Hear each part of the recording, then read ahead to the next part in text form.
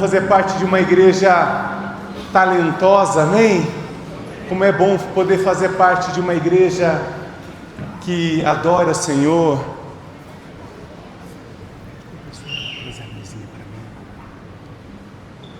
Glória a Deus. Nessa noite eu quero ser bem breve, porque a palavra já foi dada. Eu quero falar um pouquinho sobre eu sou filho amado. E eu pertenço a uma grande família, amém? Você pode repetir comigo? Eu sou filho amado. Eu pertenço a uma grande família, amém, queridos? Quando você entrou aqui nessa noite, né? Você recebeu algumas palavras, e alguma dessas palavras falava amado, livre, recomeço, curado, sábio, feliz, aceito, perdoado, próspero, vitorioso, selado, confiante, restaurado e alegre. E esse é o verdadeiro sentido da Páscoa. Esse é o verdadeiro sentido de um Jesus acessível. Eu realmente acredito que Jesus era um cara bacana como João, né? Quem conhece o João sabe, é um rapaz tranquilo, um rapaz sorridente. E eu acredito que Jesus era justamente essa pessoa, que ele era amável, que ele era próximo das pessoas, que as pessoas o reconheciam, não como o rei dos seis, como muitos achavam que ele iria vir montado num cavalo branco, com uma coroa de ouro. Tanto é que Jesus tinha uma figura tão simples que se Judas não tivesse dado um beijo, eles não sabiam quem era o mestre, porque ele era uma pessoa acessível, era uma pessoa próxima. E no teu papel, além de todas essas palavras, de uma dessas palavras, em todos os papéis estão escritos: em Jesus eu sou, e você declara essa verdade. Em Jesus eu sou perdoado, em Jesus eu sou liberto, em Jesus eu sou vivo, em Jesus eu tenho alegria, e além de tudo, em Jesus, graças a Jesus, graças ao poder da ressurreição, eu pertenço a uma grande família. E a palavra de Deus nos fala, porque em Romanos 6:23, porque o salário do pecado é a morte, mas o dom gratuito de Deus é a vida eterna em Cristo Jesus, nosso Senhor. Então nós entendemos o porquê que Jesus precisava morrer. Ele não morreu porque Judas o beijou e o traiu. Ele não morreu porque ele foi um complô dos romanos ou dos judeus. Ele morreu porque havia dito essa verdade. Então nós entendemos que pecar, não existe pecadinho, pecadão. Todos os pecados nos levam para longe de Deus. E nesse lugar nós entendemos que pecar é viver longe de Deus. Então todo pecado gera morte, separação, culpa e vergonha, e precisava ser pago um alto preço. Jesus, quando ele morre justamente no feriado da Páscoa, justamente no horário onde ele iria, à terceira hora do dia, naquele mesmo momento, os sacerdotes estavam preparando os cordeiros pascuais que seriam imolados, naquele lugar onde algo físico iria acontecer, naquele momento daquele sacrifício. O Cordeiro de Deus que tira o pecado do mundo foi morto em favor do teu pecado e do meu pecado, e o véu foi rasgado e nós tivemos acesso à vida eterna. Então, sem cruz, essa palavra que você pegou, essa verdade que você vive, não faria nenhum sentido, seria mais uma palavra. Sem cruz não existe filiação, sem cruz não existe acesso ao Pai.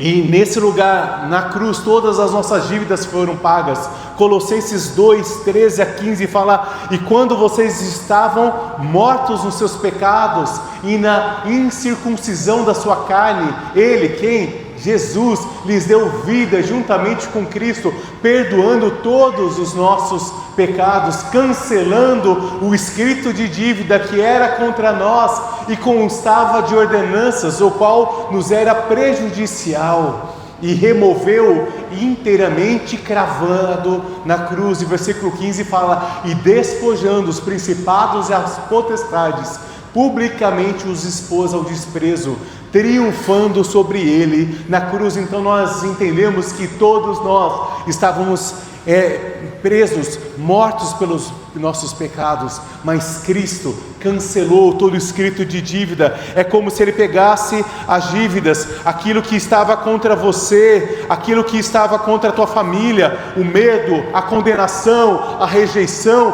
e Ele começou a rasgar, e Ele fez isso por amor a você, por amor a mim. Eu não sei qual era o escrito de dívida, como que era a tua vida antes de Jesus, mas eu sei que existe um Deus que pode fazer nova todas as coisas. Então talvez você entrou aqui cheio de dívidas espirituais, talvez você entrou aqui como aquela mulher do fluxo de sangue, que era considerada impura, que era considerada intocável. Imagine uma pessoa que há 12 anos ninguém podia tocá-la, que ninguém podia abraçá-la, que ela precisava viver longe de toda a sociedade, e Jesus, sendo puro, Ele toca aquela mulher impura, e ela começa a ser purificada. E é isso que eu entendo que Jesus fez por nós. Ele nos tocou, nos libertou, nos tirou das trevas para a preciosa luz.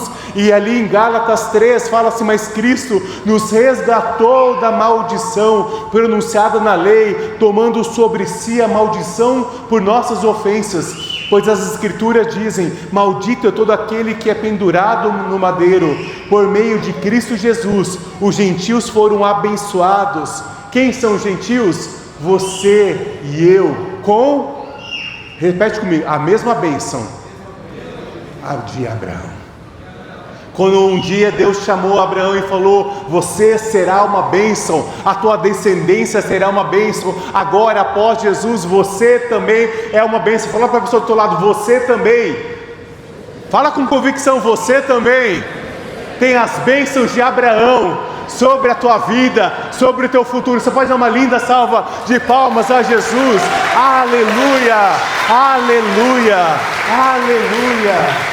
É como se Jesus tivesse falado: eu paguei a conta por você, não existe mais dúvida, não existe mais temor. E ali em toda a palavra, Jesus se fez maldição para que eu e você fôssemos abençoados. Ele foi quebrado para que eu e você pudéssemos ser feitos inteiros. Na cruz nós temos uma substituição, e Ele se fez derrota para que hoje eu e você possamos declarar: somos mais do que vencedores. Queridos, quando você olha para essa palavra que está na tua mão, perdoado, livre, conectado, salvo, liberto, não é um slogan de uma igreja, mas é aquilo que Jesus fez por amor a você e por mim, Então nós temos a nossa restauração da nossa imagem como filhos. Em Gênesis 1:26, Deus nos fez a sua imagem, a sua semelhança, e o pecado entrou na humanidade e mudou tudo isso.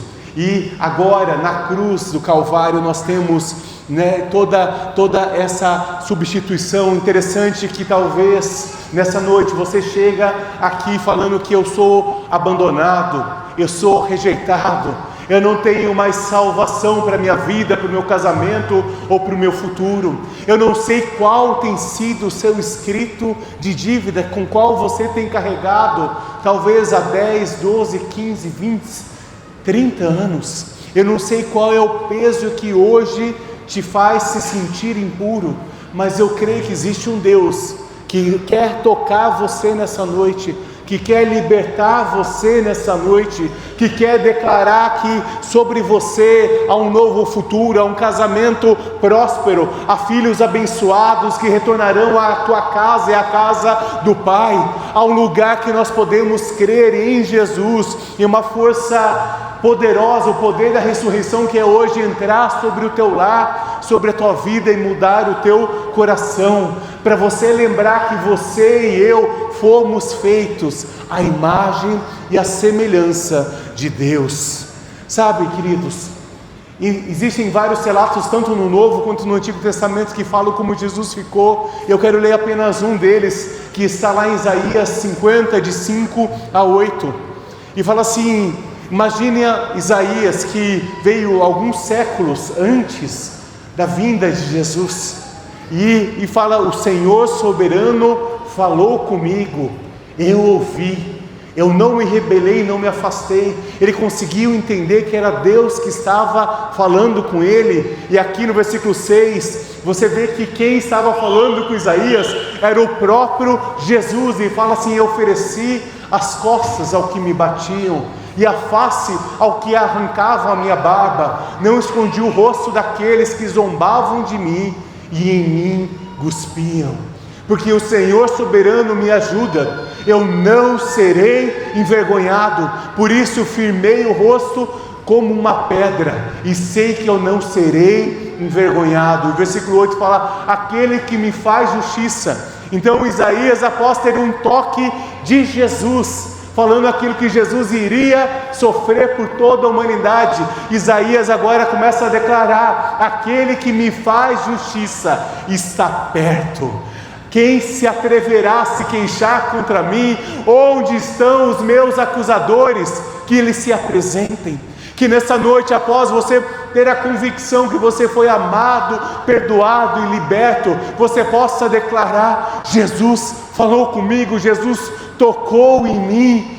Onde estão os meus acusadores? Que você possa nessa noite declarar: Jesus, eu sou livre, eu sou liberto, eu sou reencontrado. Jesus sofreu essa maldição, ele teve a sua barba. A barba falava muito sobre, assim como o cabelo da mulher era algo sobre a sua natureza, sobre a sua feminilidade, a barba era muito sobre a identidade do homem. Ele teve a sua identidade arrancada por amor a você, por amor a mim. Jesus se fez maldição para que hoje você tivesse uma vida abençoada. Jesus teve literalmente seu rosto, todo o seu corpo desfigurado, para que hoje você pudesse entender que eu e você fomos feitos à imagem e semelhança do Senhor. Enquanto o mundo quer dizer que você é inútil, que você é rejeitado, que você é uma vergonha, que você está preso nisso, que não há salvação para você, os céus declaram outra verdade. E ali em 2 Coríntios nos fala logo: todo aquele que está em Cristo se tornou nova criação. A velha vida acabou. Repete comigo: a velha vida acabou e uma nova vida teve início. Sabe, queridos, eu quero te convidar. Obrigado, Elias. Quero te convidar a você pegar de novo aquelas palavras que você recebeu na entrada. Olha bem para ela. Olha para aquilo que ela está dizendo hoje, quem você é ou pode se tornar com Cristo. É como se todo escrito de dívida, toda morte eterna, toda rejeição foi jogada na cruz do Calvário. Todo medo, toda condenação foi lançada aos pés da cruz. Toda dor, toda inveja, toda falência, toda tristeza, tudo isso foi rasgado pelo escrito de dívida. E perante a cruz do Senhor, eu quero te convidar que o sangue de Jesus te purifica de todo o pecado. O sangue de Jesus desce hoje sobre a tua vida, sobre a tua vida, sobre a tua família, sobre o teu futuro. E esse é o significado pelo qual nós estamos aqui nessa noite. Jesus pagou o preço pela tua e pela minha vida, para que hoje você e eu tivéssemos uma vida eterna. Eu quero te trazer hoje uma boa notícia. Como são formosos os pés daquele que anunciam as boas novas.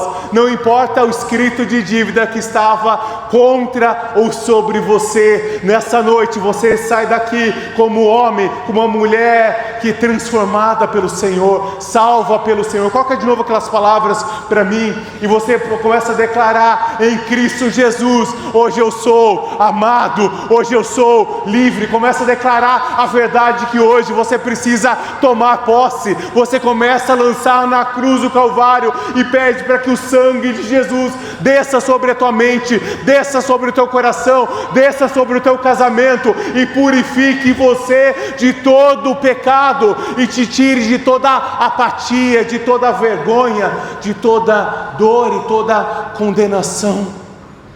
Em todas essas palavras são palavras soltas. O pessoal do louvor já pode vir, por gentileza. Mas em todas elas está escrito o quê? Eu sou filho. Coloca a mão sobre o teu coração e declara: eu sou o filho. E eu faço parte de uma grande família. Eu fui reconciliado a uma grande família. Nessa noite eu quero te convidar a você olhar para o teu coração, você olhar para essa cruz que está vazia. Nós, como cristãos, muitas vezes utilizamos a cruz como um adorno, uma camiseta, mas a tua cruz e a minha cruz precisam estar vazias, porque Ele ressuscitou ao terceiro dia. Nós não precisamos chorar todas as sextas-feiras em prol de uma imagem, mas nós podemos declarar todos os dias, a todos os momentos: Jesus, o poder da tua ressurreição entra sobre o meu lar. Você não precisa esperar o próximo domingo da ressurreição para ter um encontro com o Senhor. Você não precisa esperar mais um dia pascual para fazer um encontro com o Senhor. Ali em 1 Pedro 2, de 9 a 10 fala: vocês, porém, são povo escolhido, reino de sacerdotes, nação santa, propriedade exclusiva de Deus. Assim vocês podem mostrar às pessoas como é admirável aqueles que o chamou das trevas para a sua maravilhosa luz. E o versículo 10 fala: porque antes vocês nem tinham o que? Identidade. Sem Jesus não havia identidade. Sem Jesus nós estávamos fracassados ao pecado. Mas fala: antes vocês não tinham identidade como um povo, agora vocês são povo de Deus. Antes vocês não haviam recebido misericórdia, mas agora receberam a misericórdia de Deus. Então a cruz mostra quem realmente você é. Eu quero te convidar, você ficar em pé nessa noite. Diminua as luzes para mim, por gentileza. Eu quero te convidar a você olhar para dentro de você, para você sondar o teu coração, para você entender que nessa noite você é um filho e uma filha amada, que nessa noite nós iremos cear juntos. E nessa noite nós queremos convidar você a entender que você não é mais um escravo do medo, você não é mais parte de algo que o mundo quer que você seja, mas que nessa noite você se posiciona como um filho de Deus. Então, feche os teus olhos e faça uma oração de reconciliação com Jesus nessa noite. Faça uma oração de entrega, faça uma oração, talvez faz tanto tempo que você não vem à casa do Senhor, e nessa noite você possa declarar: Jesus, eu fui aceito, eu fui perdoado, eu sou livre, eu sou liberto por Ti. Enquanto nós cantamos essa música, faça uma oração sincera a Jesus nessa noite.